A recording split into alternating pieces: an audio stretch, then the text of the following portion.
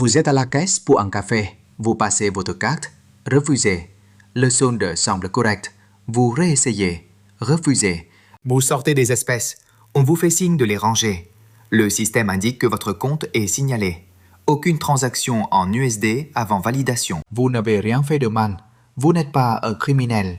Mais votre argent ne vous appartient plus. Bienvenue au Chop Nixon 2.0. Sauf que cette fois, le chop ne vient pas de la Maison Blanche. Il provient entièrement de l'extérieur du système dollar. Et c'est déjà une réalité. La Russie et la Chine règnent désormais 99% de leurs 245 milliards de dollars d'échanges commerciaux sans toucher un seul dollar. L'Arabie Saoudite, pierre angulaire du système pétrodollar depuis 50 ans, vient de rejoindre un réseau de paiement basé sur la blockchain explicitement conçu pour exclure les devises occidentales. L'Inde achète du pétrole iranien en roupies. Le Brésil et la Chine échangent du soja en yuan. La Banque des règlements internationaux, la banque centrale des banques centrales, vient de confier le contrôle opérationnel de ce système parallèle au pays même qui l'édifie. Si vous pensez que cela relève de la marge, détrompez-vous. C'est une partie d'échec géopolitique d'1 billion de dollars et les pièces sont déjà en mouvement. La question n'est pas de savoir si la domination du dollar s'érode, mais à quelle vitesse. Et qu'advient-il lorsque 7,4 millions de dollars détenus à l'étranger affluent vers les côtes américaines? Je vais vous détailler les chiffres, les mécanismes et les scénarios les plus sombres. On tombe dans le vif du sujet. La domination du dollar n'a jamais été le fruit des marchés libres. Elle fut orchestrée dans les décombres de l'embargo pétrolier de 1973. Flashback en 1974. Nixon vient d'anéantir l'étalon or. L'inflation s'envole. L'OPEP tient l'Occident à la gorge. Henry Kissinger s'envole pour Riyad avec un accord. L'Arabie Saoudite fixe le prix de tout son pétrole en dollars. Et en retour, l'Amérique garantit une protection militaire et achète la dette saoudienne. Dès 1965, l'OPEP s'aligne. Chaque baril de pétrole vendu à l'échelle mondiale existe désormais des dollars. Voici pourquoi c'était important. Si vous êtes le Japon et que vous avez besoin de pétrole, vous ne pouvez pas simplement imprimer des yens et l'acheter. Il faut d'abord acquérir des dollars. Cela implique de vendre des exportations aux États-Unis, d'acheter des bons du trésor et de détenir des réserves de dollars. Soudain, la planète entière a besoin d'un approvisionnement constant en dollars, juste pour maintenir son économie. Les États-Unis peuvent imprimer de la monnaie, creuser des déficits et financer des guerres, car la demande mondiale de dollars est artificielle et contrainte. 50 ans plus tard, ce système se désagrège. Les échanges commerciaux entre la Russie et la Chine, d'un montant annuel de 245 milliards de dollars, sont réglés à 99,1% en roubles et en yuan. Pétrole and Émirats Arabes Unis, premier achat de but libellé en roupies en 2023. Soja, Brésil, Chine, règlement direct en yuan et en réal. La Chine achète 70% du soja brésilien sans utiliser le dollar. La trahison de l'Arabie Saoudite en juin 2024. Les Saoudiens ont rejoint le projet mBridge, un système de paiement blockchain conçu par la Chine, la Thaïlande, Hong Kong et les Émirats Arabes Unis pour régler les transactions transfrontalières en monnaie locale contournant entièrement le dollar. Prenez la mesure de cela. L'Arabie Saoudite, fondation littérale du pétrodollar, vient de s'engager pour le remplacement du dollar. Le pétrodollar n'était pas qu'une question d'économie, c'était un système de raquettes de protection.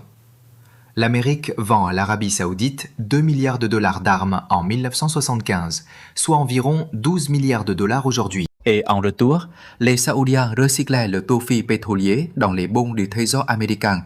C'est ainsi que les États-Unis ont financé le déficit pendant 5 décennies sans conséquence. Mais maintenant, les Saoudiens se couvrent. Ils achètent du yuan chinois. Ils explorent les contrats à terme sur le pétrole libellé dans des devises autres que le dollar. Ils se diversifient loin du système même qu'ils ont contribué à créer. Le scénario cauchemar. Si l'Arabie Saoudite et l'OPEP plus largement cessent d'exiger des dollars pour le pétrole, la demande mondiale de dollars s'effondre du jour au lendemain. C'est bật mìn 400 milliards de dollars de réserves du trésor détenus à l'étranger deviennent soudainement facultatifs. Et si vous êtes une banque centrale en Turquie ou en Indonésie, Pourquoi détenir un glaçon qui fond quand vous pouvez détenir de l'or ou du yuan? Le pétrodollar n'est pas encore mort, mais il est sous assistance respiratoire et les ordres de non-réanimation sont déjà signés.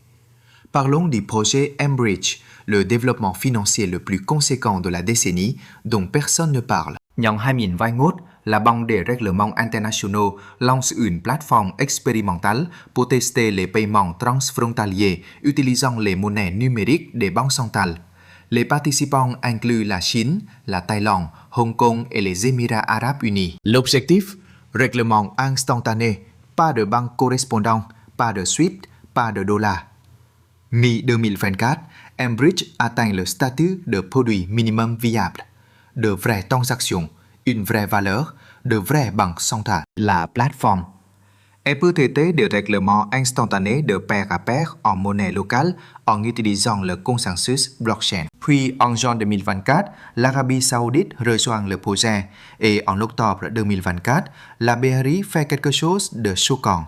Elle transfère le contrôle opérationnel aux banques centrales participantes. Traduction. Ce n'est plus une expérience, c'est une infrastructure. Pourquoi cela est important? Les paiements transfrontaliers traditionnels fonctionnent ainsi. Vous êtes un exportateur de pétrole russe, vous vendez à la Chine. Le paiement passe par les roubles, la banque russe, une banque correspondante à New York, le réseau SWIFT, la banque chinoise, le yuan. Ce processus prend des jours, implique de multiples conversions de devises et donne au gouvernement américain un point d'étranglement pour surveiller, geler ou bloquer la transaction. Enbridge fonctionne ainsi. Banque centrale russe, banque centrale chinoise, instantané, direct, pas d'intermédiaire, pas de dollars, pas de surveillance américaine. Les implications géopolitiques sont stupéfiantes. Les sanctions deviennent inefficaces. Si la Russie et la Chine peuvent régler 245 milliards de dollars d'échanges via Enbridge, les sanctions américaines sur les banques russes sont juste agaçantes, pas paralysantes. La demande de dollars s'effondre. Pourquoi détenir des dollars pour le règlement des échanges commerciaux si l'on peut utiliser Enbridge et régler en yuan ou en dirham? L'option nucléaire de SWIFT disparaît. Exclure la Russie de SWIFT en 2022 était censé être un arrêt de mort. Mais si des alternatives existent, ce n'est qu'une publicité gratuite pour Enbridge. On pourrait penser que Enbridge n'est qu'un projet pilote. Il gère les volumes infimes comparés à SWIFT. C'est vrai pour l'instant, mais les effets de réseau fonctionnent. SWIFT domine parce que tout le monde l'utilise. Dès qu'une masse critique de pays adoptera Enbridge, disons les membres de l'OPEP, les économies des BRICS et les partenaires de la ceinture et la route de la Chine, le coût de ne pas l'utiliser dépassera le coût de son adoption et ce point de bascule s'accélérera rapidement. La Chine pose déjà les jalons. Son système de paiement interbancaire transfrontalier a traité 24 450 milliards de dollars en 2024, soit une augmentation de 43% d'une année sur l'autre.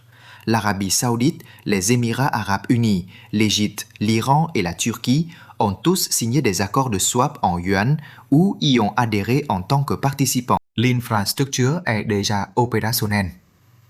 Et voici le coup de grâce. La BRI, l'institution qui a inventé la plomberie financière mondiale, vient d'approuver cela. Ils n'ont pas fermé Enbridge. Ils l'ont transmis. Ce n'est pas un projet de recherche, c'est un Frankenstein qui sort du laboratoire. Parlons maintenant de l'actif qui ne peut être gelé, piraté, ni imprimé jusqu'à l'oubli. Lors, le 31 octobre 2025, des chercheurs des BRICS ont mené un test pilote sur quelque chose d'audacieux. Une unité de règlement adossée à l'or conçue pour le commerce intra-BRICS. Pas une monnaie unifiée, les menaces de tarifs douaniers de 100% de Trump ont tué cette idée, mais un mécanisme de règlement neutre. Voici comment cela fonctionne. 40% d'or physique 40 grammes dans le test, 60% de devises des BRICS, 12% chacune, réal brésilien, yuan chinois, roupie indienne, rouble russe, rand sud-africain. L'unité fonctionne comme un mécanisme comptable. Vous êtes le Brésil vendant du soja à l'Inde et au lieu de convertir des réals, des dollars, des roupies et de subir 2 fois le risque de change, vous réglez en unité d'or. Des registres blockchain suivent la propriété. Des mises à jour quotidiennes des prix s'ajustent aux fluctuations monétaires. Pourquoi l'or? Trois raisons. Une réserve de valeur universelle. Aucun gouvernement ne le contrôle. Aucune banque centrale ne peut le dévaloriser. C'est de l'argent depuis 5.000 ans. La Russie produit 341 tonnes par an. La Chine en produit 380 tonnes. Ensemble, les membres des BRICS contrôlent 50% de la production mondiale d'or et détiennent plus de 6.000 tonnes en réserve. Immunité face aux sanctions. On peut geler les réserves en dollars, demander à la Russie. On ne peut pas geler des lingots d'or dans un coffre-fort à Moscou. Les schémas d'accumulation sont stupéfiants. 1.000 tonnes d'or par an pendant 3 années consécutives de 2022 à 2024, comparé à une moyenne historique de 400 à 500 tonnes. Les membres des BRICS en ont acquis plus de 50%. Reserve d'or de la Russie, 2.336 tonnes. Reserve d'or de la Chine, 2.288 tonnes et en augmentation constante. Inde, 880 tonnes. Le Brésil vient d'ajouter 16 tonnes en septembre 2025, sa première acquisition depuis 2021. La part de l'or dans les réserves de change mondiales est passée de 11% en 2010 à 18% en 2024. Il s'agit là d'une réaffectation structurelle s'éloignant des actifs libellés en dollars. La logique stratégique. Si vous êtes un banquier central des BRICS, vous avez vu les États-Unis geler 300 milliards de dollars de réserves russes, militariser SWIFT et menacer de droits de douane de 100% quiconque construirait des alternatives au dollar. L'or est le seul actif qui échappe véritablement à la chaîne de destruction financière américaine. C'est là que les choses se corsent. Donald Trump a publié sur Truth Social. Les pays des BRICS feront face à des droits de douane de 100%. S'il tente de créer une nouvelle monnaie ou de soutenir une alternative quelconque au puissant dollar américain. Dollar. Traduction. Créer une alternative au dollar et nous vous imposerons un embargo. Les retombées politiques immédiates. Le président brésilien Lula, auparavant le plus fervent défenseur d'une monnaie BRICS, l'a discrètement retiré de l'ordre du jour de la présidence brésilienne des BRICS en 2025. Vladimir Poutine, qui a littéralement présenté un prototype de billet de banque BRICS lors du sommet de Kazan en octobre 2024, a publiquement déclaré en novembre 2024 « Nous n'avons pas cherché à abandonner le dollar », et ce, de la part d'un homme dont le pays a 300 milliards de dollars de réserves gelées. Le sommet des BRICS de juillet 2025 à Rio, aucune mention d'une monnaie unifiée dans la déclaration finale. Les menaces de Trump ont fonctionné à court terme. Les dirigeants des BRICS ont reculé face à leurs audacieux projets d'unification monétaire car le coût économique d'un droit de douane américain de 100% serait catastrophique. Le Brésil exporte 4 milliards de dollars vers les États-Unis chaque année. La Chine exporte plus de 500 milliards de dollars. Un droit de douane de 100% équivaut fonctionnellement à un embargo commercial. Mais voici le problème. La coercition achète la conformité, pas la loyauté. Et elle accélère précisément la dynamique qu'elle tente d'empêcher. Le Peterson Institute for International Economics a modélisé les menaces tarifaires de Trump. Résultat, le PIB américain chute de 432 milliards de dollars d'ici la fin de son second mandat. Les prix augmentent de 1,6%. C'est un dommage économique auto-infligé pour imposer l'hégémonie du dollar. Pendant ce temps, les BRICS n'ont pas cessé de construire des alternatives. Ils sont juste devenus plus discrets à ce sujet. Le commerce Russie-Chine en monnaie locale est toujours à 99%. Le transfert opérationnel de Mbridge a toujours eu lieu. Le volume des transactions de CIPS est toujours en hausse de 43%. L'accumulation d'or s'accélère. Le paradoxe. Les menaces tarifaires de Trump révèlent la vulnérabilité du dollar en démontrant que sa domination repose désormais sur la coercition plutôt que sur la préférence du marché. Si le dollar était véritablement la meilleure monnaie pour le commerce, des droits de douane de 100% ne seraient pas nécessaires pour écarter les alternatives. Le fait que ce soit le cas indique à chaque banquier central des BRICS, ce système est fragile. Diversifier plus vite. Selon l'institution Brookings, les États-Unis peuvent imposer des sanctions secondaires aux participants de pays tiers dans des systèmes non dollars, Mais ce faisant, cela crée un paradoxe des sanctions. Sắp cơ cú à la coercition financière incite à la construction d'alternatives à l'épreuve des sanctions. Vous n'empêchez pas la dédollarisation, vous ne faites que la rendre plus urgente. Abordons maintenant le cauchemar du rapatriement. Les banques centrales étrangères détiennent actuellement 7 440 milliards de dollars en réserves de dollars, baux du trésor, dettes d'agence et actifs libellés en dollars. Ce chiffre est resté relativement stable en termes absolus, mais la part du dollar dans les réserves totales s'est effondrée, passant de 85% dans les années 1970 à 58,9% au troisième trimestre 2025, son niveau le plus bas depuis 1994. Voici le scénario catastrophe. Si la dédollarisation s'accélère, si les alternatives des BRICS gagnent du terrain, si le pétrole cesse d'être libellé en dollars, si Mbritz gère un volume de transactions significatif, alors les banques centrales étrangères commenceront à vendre leurs bons du trésor. Non pas par animosité envers l'Amérique, mais parce qu'elles n'ont plus besoin de dollars. Prenez la Turquie. Elle détenait autrefois 50 milliards de dollars en bons du trésor parce qu'elle avait besoin de dollars pour acheter du pétrole. Mais maintenant, elle achète du gaz russe via des swaps de roubles LRA et règle ses échanges commerciaux avec la Chine via le CIPS. Pourquoi détenir un actif qui se déprécie et rapporte 4% alors que vous pourriez détenir de l'or ou vous diversifier en yuan? Si cela se produit massivement, 400 milliards de dollars de bons du trésor inondent le marché. Les prix des obligations s'effondrent, les rendements s'envolent, les coûts d'emprunt du gouvernement américain explosent. Nous enregistrons déjà des déficits de 2000 milliards de dollars. Imaginez financer cela à 7% au lieu de 4%. La Fed est confrontée à un choix impossible. Laisser les rendements s'envoler et l'économie s'effondrer, ou imprimer de la monnaie pour absorber la liquidation et déclencher l'inflation. Les États-Unis ont imprimé plus de 1000 milliards de dollars pendant la Covid pour absorber l'offre de bons du trésor. Si 1000 milliards de dollars sont rapatriés, on assisterait à une expansion monétaire du niveau de Weimar. Mais voici le contre-argument. La dédollarisation ne déclenche pas un dumping immédiat des bons du trésor, car la demande de dollars est tenace. Plus de 1000 milliards de dollars en billets physiques sont détenus hors des États-Unis, utilisés pour des transactions dans des économies instables, sur les marchés noirs et à des fins de réserve de valeur. Cette demande persiste même si les règlements commerciaux évoluent. Aucune alternative n'égale la liquidité du dollar. Vous ne pouvez pas déverser 7000 milliards de dollars en yuan. Les contrôles des capitaux chinois empêchent de déplacer librement l'argent. Les marchés de l'euro sont fragmentés. L'or est illiquide à grande échelle. Les marchés de capitaux américains restent inégalés, profonds, transparents, régis par l'état de droit. Les bons du trésor américain restent l'actif à grande échelle le plus sûr sur Terre.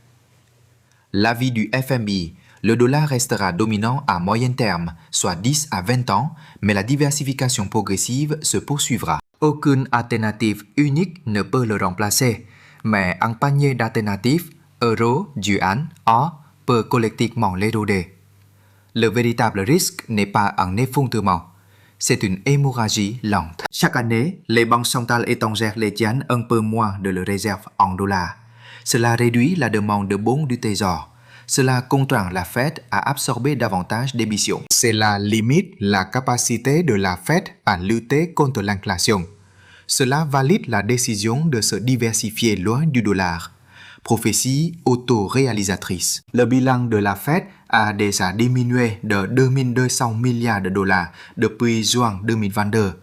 Elle peut absorber les afflux, mais seulement en tolérant l'inflation ou en étouffant la croissance économique. Aucune des deux n'est politiquement acceptable. Faisons un point sur la réalité.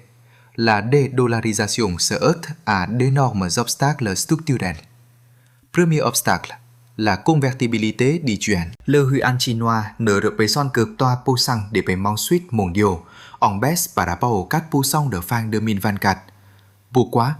Les contrôles des capitaux. Il est impossible de transférer librement des fonds vers ou depuis la Chine.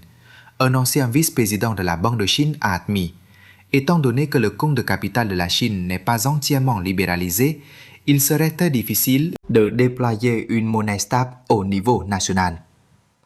Si vous êtes un exportateur brésilien, vous accepterez le yuan pour le commerce avec la Chine, mais vous ne pouvez pas investir ces yuans sur les marchés mondiaux ni les convertir librement. Cela limite l'adoption du yuan.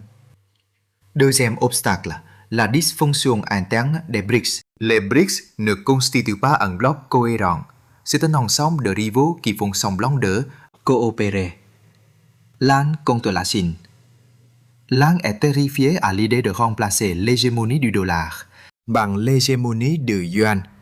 Elle a résisté au commerce libellé en yuan et a refusé de rejoindre l'initiative chinoise, la ceinture et la route. Le pragmatisme du Brésil. Lula fait de grandes déclarations sur la dédollarisation, puis conserve discrètement des réserves en dollars parce qu'il ne fait pas confiance à la liquidité du yuan. Le désespoir de la Russie.